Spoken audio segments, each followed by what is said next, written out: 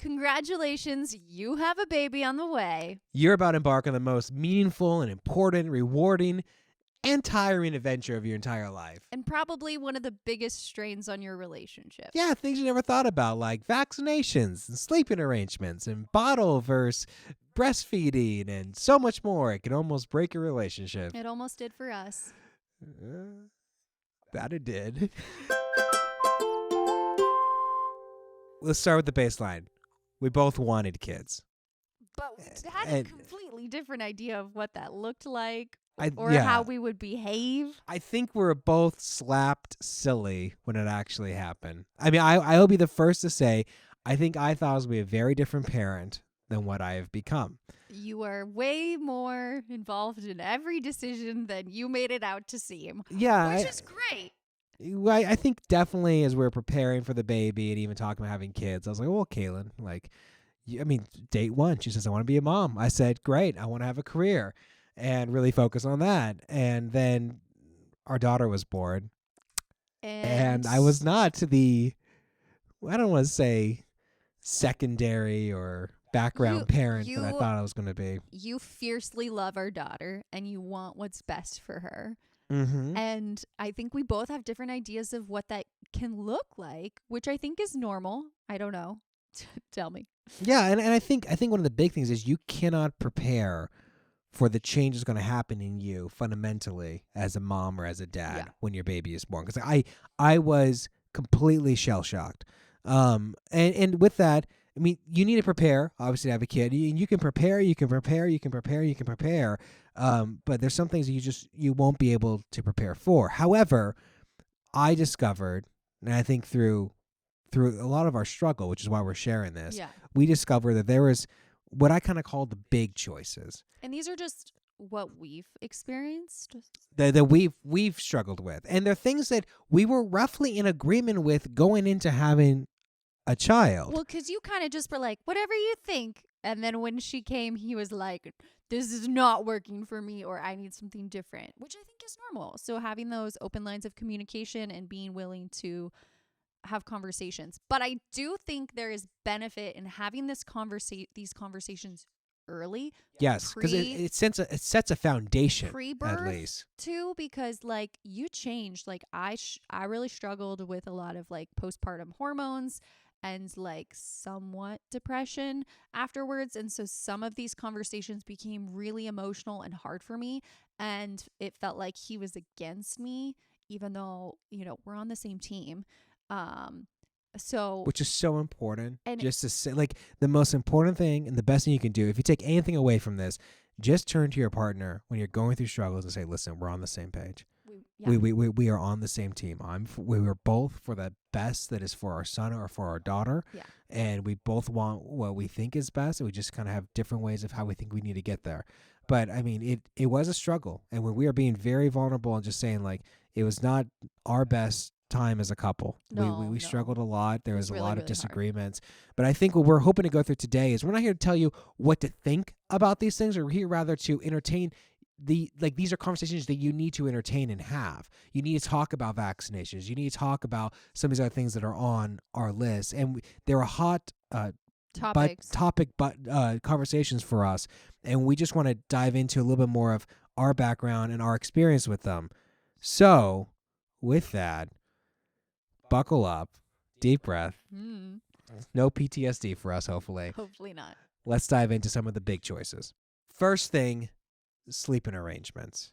Where is your baby sleeping when you come home? Now, I will say, to kind of set the foundation of where we were at, Kaylin had a group of friends, kind of crunchy, very into the co-sleeping. My group of friends a little more traditional into the sleep training method. And I will say, I don't think you really know where your baby is sleeping or what to expect that to be until you bring your baby home and you're like, oh, like how, I mean, I had this concept in my mind that they're going to sleep in this beautiful little bassinet I set up, but is that going to work for us? And the newborn days are different. Like, obviously you don't sleep train your baby right away or anything like that. But I think I realized I really wanted her super close to me. and we wanted to keep checking on her. Well, Justin kept reaching over me to get to the bassinet to check her breathing every 5 minutes. You feel like it feels like that game Don't Wake Daddy, and you just sit up in pure terror of like, is my child still alive? Like I You don't. still to this day check on her I constantly do. in the middle of the night. I do. Well, I don't think people talk about, and like they say, here's your baby. They hand it to you, And then they're and then they like, say, okay, good luck. good luck. And you're like, I have to keep this thing alive. Like and you're so terrified. And then you need to do all these things. You need to like check its breaths. You need to check its heartbeat. And like you're monitoring this child. And you're like, I'm not a doctor. And it's a lot of emotion. Yeah. It's a lot of emotion. It's a lot of stress.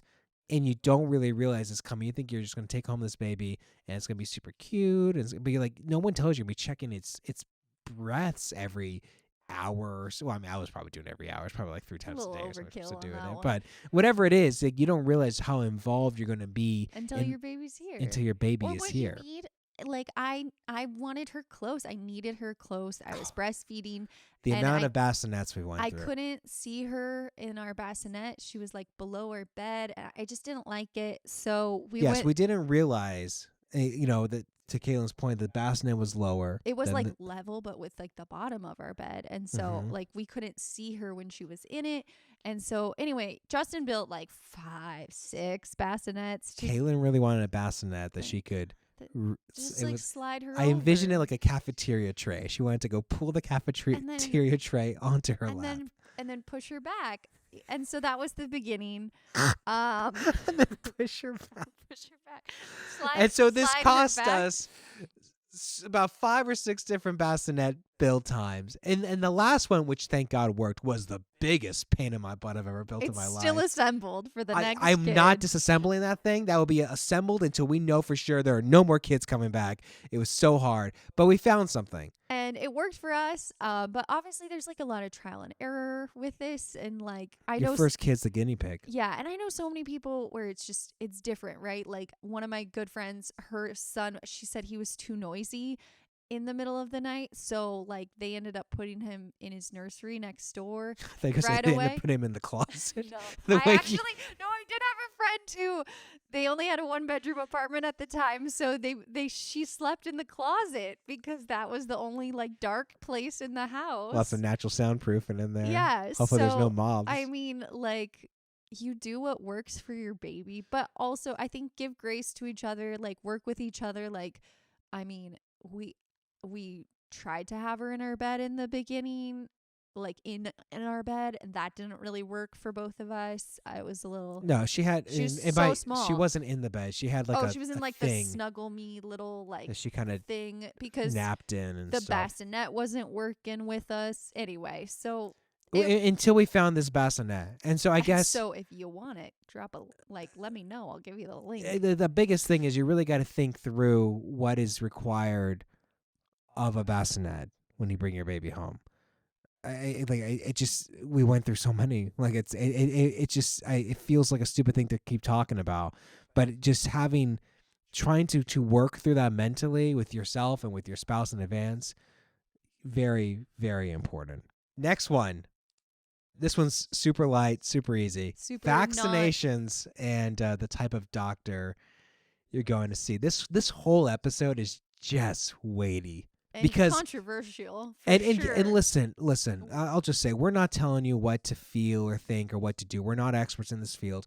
We have both read multiple books. We have both spent way too much time on the internet researching all this. We both spent too much time talking to other parents and seeing what they do. I mean, you're going to use your network as much as you can.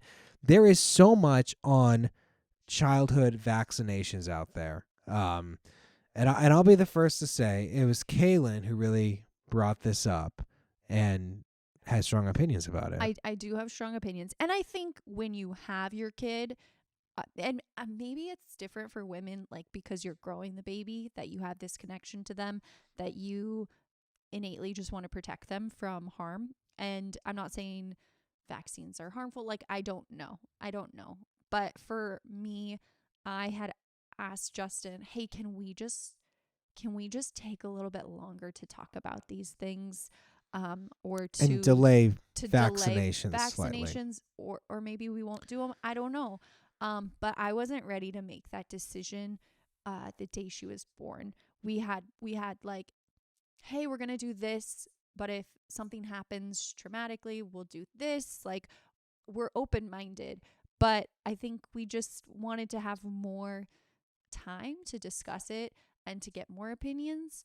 Um It's a lot, and there's a lot of literature out there, and I know there's a lot of people who have very strong opinions about this. I think for me, I was very pro traditional, like whatever the vaccine schedule is, and then I started doing research on it. And what I realized was, it's very when we different. were Yeah. kids in the 80s, and then for Kaylin in the 90s, because she's a little bit younger than me, not much, she's catching up, but we had about 7 different types of vaccinations that we were given, and we were never given more than one type of shot per visit. And these days, I was doing the research, there's over 27 In the first year. different types of vaccinations in the first year. And many of those visits, you're getting multiple shots, which makes it hard to narrow down reactions. And that one piece of research alone made me realize, okay, well, maybe what Kaylin's saying is not crazy, which I often say it is, but He thinks it is at first. and I thought that there's something worth investigating. And so, it was really important for us that we found a doctor who was okay with us delaying vaccinations. There's some research out there saying that vaccinations can start um, you know, later in life. Some experts in delayed vaccination would say at 3 years of age is like the appropriate time to do certain vaccines, and so we just want to give ourselves more time. And a year into this is still a conversation we're having. Yeah. But we're very, I think the most important thing is you don't have to be 100% matched up on what you want to do, but you have to be Yeah. 100% matched up on the fact that you're going to be very clear and communicate with each other what you're doing Yeah. and how you're going to go about it. And so I think the vaccination decision that we made for us, which was to delay, and to continue to think and talk about it. And it's still an open conversation, and Right. we're not completely clear on what we're going to do yet, but we found some doctors and some just people that I think we respect and have a lot of knowledge that Yeah. we've been able to talk to and get their input and their opinion. And I think the decision of the vaccination also led to the kind of doctors that we got, and we have 2 different types of doctors. yeah, we have 2 different types of doctors. We have a doctor who's more holistic and um they want to try everything possible to treat any sort of thing before going that route. And then we have a more traditional pediatrician who's open minded, who will give you information, who will do it if you want it, who will not if you don't. And they're both They're great. both great, and they both give us a lot of things to think about. And then we are able to have those conversations together and kind of like, pray about it, get our gut instinct on what we think and what we feel. Even, I mean, there's just so many things that come up. Like, we had a doctor, the holistic one, who wanted to do a blood draw on our daughter at 1 year. And it was like 4 vials of blood. And this is a baby that doesn't even let us put a diaper on her sometimes. She fights us for that. I can't even give her like constipation medicine. So, like, the thought of like taking blood from her was like, is this necessary? Talking to another doctor, and they're like, oh, we do like a heel prick, and this is what we're measuring. So it's just kind of having conversations on these medical choices that you're making for your kid that can impact either them traumatically or their life, and Yep. just making sure you're on the same page. The best thing you can do is to seek out a variety of opinions, and then 2 come together as a couple and discuss what's right for us and for our kid. Yeah, and that's different for everyone, and we're not here to tell you what to do, but you should definitely have a Talk about conversation this. about this to make sure that you're on the same page. And a lot of people have input on it. I mean, I have people telling me things all the time, and you can just say, I really appreciate it, but this is the decision we're making for our family at this time, and just leave it at that. All right, this one, Kaylin should really talk about. But Yeah, I can talk about it's this. nursing versus bottle feeding. And this is, I think, it doesn't seem like a big deal at first, but I mean, so we I breastfeed, I nurse, and we were incorporating a bottle for a while there. Pumping is a pain in the butt, and I applaud every mom who has to do that full time. Or if you're not able to breastfeed, like I empathize with you because it's just no matter what route you're going on, It's hard. it's hard. It's hard to feed your baby, um, and but it can be amazing, like too. So anyway, but people are experts on breastfeeding. So if you're having a hard time with it, like get a lactation specialist or to help you through in the beginning. I had a really, really, really, really hard time in the beginning. But I'm so glad we figured it out. But anyway, Justin, brought to my attention, like, I can't really leave our daughter with him because we kind of stopped doing the bottle thing. Yeah, we were good about it for a bit, and then we got lazy. And because it's hard to pump and to give her a bottle. And so now, I mean, looking back, I think it would have been really healthy. And for us, this is just a conversation to have on what you want to do. But I wish we kind of had incorporated the bottle a little bit more. Should take to it more easy. We can so that I could Kayla go could get to away. the grocery store. Sometimes you need the mental or break. even getting out as a couple, which is really Yeah, important. which haven't really done. No, we didn't do. I mean, like part of us sharing this is we didn't do well at a lot of this stuff. Yeah. We learned a lot. I think we learned that, well, because she's not taken to a bottle, we can't really leave her with like, a trusted person. We don't really get time alone unless she's like sleeping. And that's only in the house. And so, I mean, I think there's a lot of benefits we learned by making sure that bottles are incorporated into her routine. And this is, again, not telling you what to do, but we kind of wish we did this because sometimes there are days where I feel like a milk machine and just a moo. And it would be nice to take a little. You got a sweater that says that. I do. Machine. I should have worn it. I am the milk machine and she is a milky monster. But sometimes it would be nice to have a little reprieve, I guess. Yeah. And, guys out there, like, we can't produce milk. Even though my daughter thinks that I can. She's always trying to get me to open my shirt. Yeah, she's like, come on, milky. But, it is a lot on your wife. It does take a lot out of them. Kaylin's lost so much weight. I mean, if I could breastfeed, I would. Like, she's dropped so many. Like, Kaylin sleeps 10 plus hours a day. She has no physical activity whatsoever. I work out every day. She eats constantly. And she's, look at her. She's like a beanpole. Meanwhile, Dad's out there like trying to like, if I could breastfeed, I would. I'll put it that way. I think such a sidebar. I think the point is that it does take a lot out of your wives. And so just recognizing that and making sure that you give them their water when they start breastfeeding and just being attentive to their needs because they are trapped. They are the milk machine. And then you just sit there in envy of how much weight they're losing. So stupid. Last one on the list, parenting style. Now, I think that we both had an idea of the kind of parent we wanted to be. Maybe. I think this is an ever evolving. This one never really stops. You're absolutely right. It's kind of always evolving, always changing. I think like our parenting style has definitely changed from, well, your kid's always changing. And then the needs and the wants and the problems that arise are constantly evolving and changing too. And then you're like, well, how do we deal with this? And that first year, your baby changes so much month to month to month to month. Right. That I think you figure something out and the next month you're like, doesn't work anymore. Or maybe we should try something different. Or they're alert now.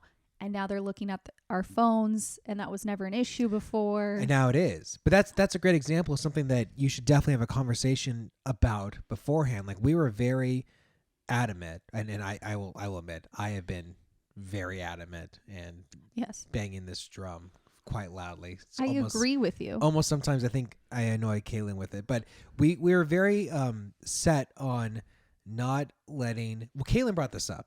She didn't want Lila to have too much screen time. And listen, this is just our take on it. And then I really got narrowed in on, I don't want Lila really playing or looking at a cell phone, iPhone ever.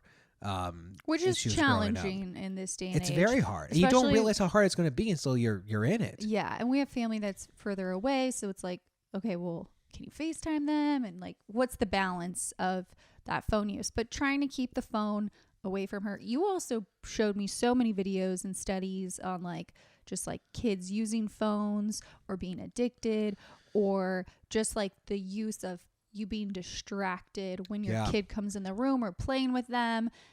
So, I mean, it's very... On that point, I forget what it's called, but it's called like blank face syndrome or something, which is basically the face you have when you're scrolling on your cell phone. But when a kid looks at you and you have that expression, they don't know how to process it. Mm-hmm. And then it affects them quite a bit in their development and their specifically their emotional development. Yeah. We want to have a connection with our daughter and know that she can come to us and that we're paying attention to her. And I mean, we fail at this constantly, but it's all the time. It's such a work in progress and something that we're, I think, trying to work towards. And constantly reminding each other of, which is important. I mean, like if you make these decisions together as a couple, first of all, you need to make these decisions together as a couple. And then when you do it, is you really have to hold yourself accountable. And I'll be honest, I mean, there's been times where, Kayla and I were talking the other day, and, I had noticed there's been a trend of her. She sits in the back with Lila sometimes, of being on her phone in the car. And I brought it up, and I was like, it really bugs me that you're on your phone in the car. It's hard to hear. It's hard, and it's hard to bring up. It wasn't an easy conversation, knowing that she's probably gonna get mad or frustrated or irritated. But Kayla did it. It's more like you're just disappointed in yourself because you're like, oh, I was just trying to like find the directions or something. You're trying to be helpful. You're trying to get stuff done. And then it, But I noticed when I was driving that Lila would look over in like my rearview mirror that I can see her in. That I see that Lila would look over and Kayla would be looking down, and that just made me sad. And it's like, well, we never won. I just and to Kayla's point, saw so many creepy videos of kids like swiping in their sleep, or there's this really disappointing video of this kid walking to his dad, and his dad just on his phone. I mean, you see it all the time in real life. Just look around you. And so we never wanted to be those parents. And so I think there is some expectations you can set together before you really dive into being a parent, of what kind of parents you want to be. Are there things like the cell phone use that you really want to make sure that you're on top of, and you want to make sure you're in alignment of? I mean, if it was just me doing this, it would fail. And if it was just Kaylin trying to do it, it would absolutely fall apart. So you need to be in alignment of how you're going to parent your kids together. And then another thing you brought up, I think, was, I don't know where you heard this, but you were like, hey, did Lila have a good day? Did you guys like survive? Or are you like thriving and having fun and like engaged in parenting? So do you want to like talk about that a little bit more? I'll be honest. I'm shamelessly stealing this from someone else. I forget who it was. I was listening to another podcast, but they made a great comparison of, you want your kid to be thriving, not surviving. They go, when you hire a babysitter, you hope your kid just survives, that they get fed, that they go to bed on time, that their diaper gets changed. Yeah, nothing catastrophic happens. Like, your kid is there, they're awake, they're asleep, whatever it is. But they had a normal day, no bumps, no bruises, everything's fine. But then there's thriving, and thriving is when your kid is exploring the world and getting the opportunity to learn and to grow and to find themselves. And it became kind of a question for a while that we've been going to as I come back home, like, how was the day? And did Delilah survive, or did she thrive today?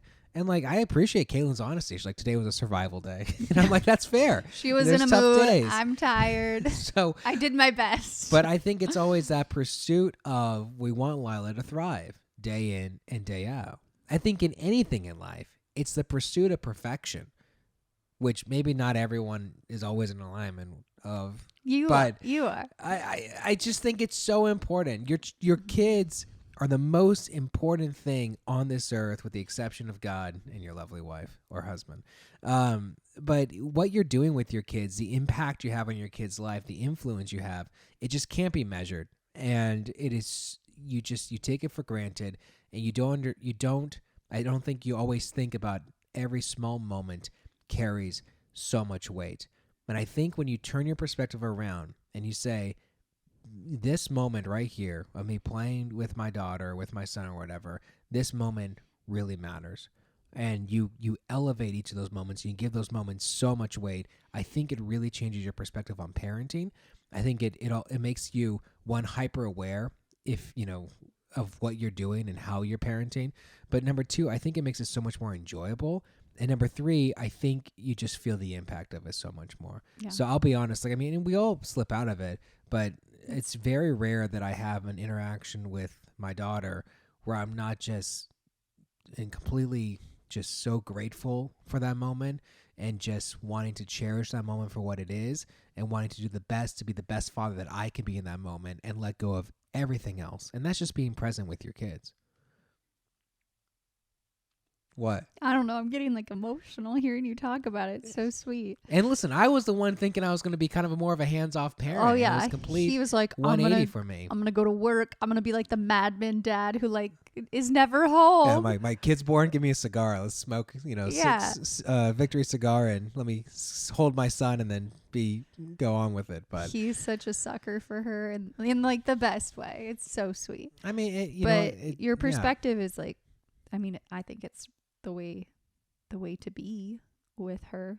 And it's not easy. No, because like you can get in your head and be like, I'm tired. I didn't sleep. I got life. I got, something to worry about at work, at a presentation. So many things on your mind. None of that stuff matters. Yeah.